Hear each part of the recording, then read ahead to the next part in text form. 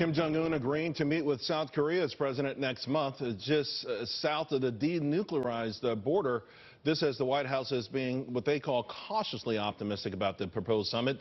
To former Bush 43 defense official Peter Brookes on whether we can trust North Korea. I guess the answer is we know we can't trust them, but to what degree should we at least be optimistic that maybe things are changing?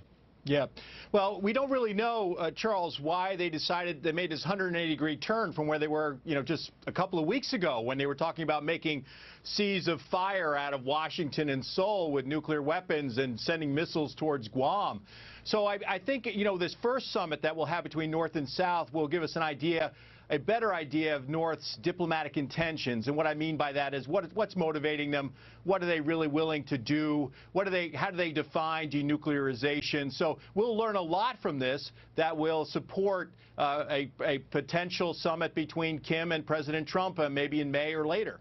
Well, Peter, we just saw where Kim Jong-un went to Beijing. Yeah. And they made some serious pledges there. Again, pledges have been made. His father, Kim Jong-un's father and grandfather, made a lot of pledges and took in a lot of money for promises that they never intended to keep. Nevertheless, it is the hermit kingdom. They are isolated mostly in this world. Could that, in a combination of other things, be a factor here? Because you wonder just how long they can stand isolated in this world that keeps passing them by. Mm-hmm. Not isolated anymore, Charles. I mean, that trip to Beijing was huge.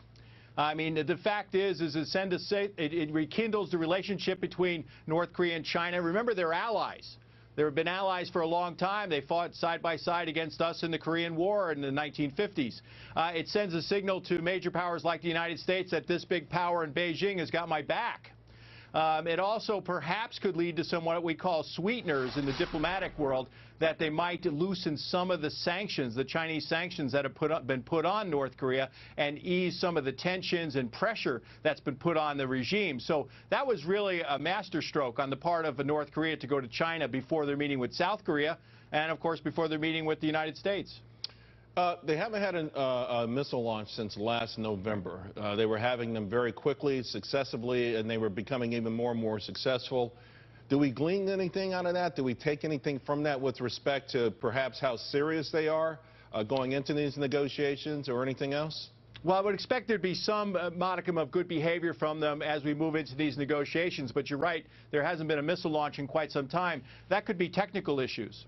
Or they saw that their policy of trying to, thumping the United States in the chest was turning out to be counterproductive because of the very tough sanctions, punitive economic sanctions that were put on them by the United States, and as well as China upped the sanctions as well. So they may have decided that it could be technical, it could be economic, but I imagine that their behavior will be pretty good as they move into these talks. Of course, we don't know exactly what they want, Charles. I mean, what they could be asking for, the quid pro quo, could be well beyond what we would consider to be reasonable. Yeah, I was just that was my final question to you, but I'll just rephrase it then.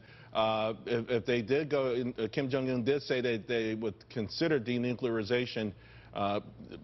What kind of guarantees would they get in return for that? That I guess he'd never want to be, deposed. He looks at Saddam Hussein and others and say, hey, if they had a nuke, there would have never been an invasion of those countries. So what could we alternatively promise them to make him get rid of his nukes?